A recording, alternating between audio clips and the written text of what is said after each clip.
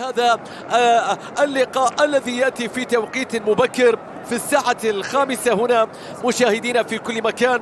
مباراة يظهر من خلالها المتصدر لبطولة دوري روشن السعودي فريق الهلال برصيد 53 نقطة من 19 مباراة سابقة، ويقابل فريق الرائد الذي يتواجد في المركز الرابع عشر في بطولة دوري روشن برصيد 19 نقطة فقط. وبالتالي مباراة يحاول من خلالها أيضا هذا الفريق الضيف أن ينجو وأن يحصل بنقاط مهمة جدا من جانب الفريق المتصدر والذي يأتي بأرقام قياسية.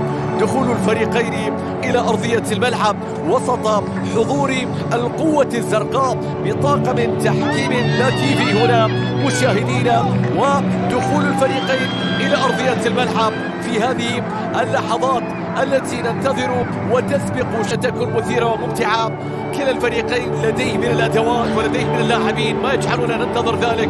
هذا الرجل الذي يلوح بيديه والذي ينتظر تلويح جماهير الهلال بعد أهدافه بكل تأكيد، هداف فريق الهلال في هذا الموسم ب26 هدفا في كل البطولات. أتحدث عن ألكسندر متروفيتش، بينما بقية لاعبي الفريقين في أرضية الملعب وسط بالتأكيد انتظار وترقب هنا في ملعب المملكة أرينا في معقل الهلال الجديد، والذي يخوض من خلاله مباراته الرسمية الأولى بعد أن شارك في مباريات ودية في بطولة كأس موسم الرياض، وتوج متروفيتش والهلال بلقب كأس موسم الرياض.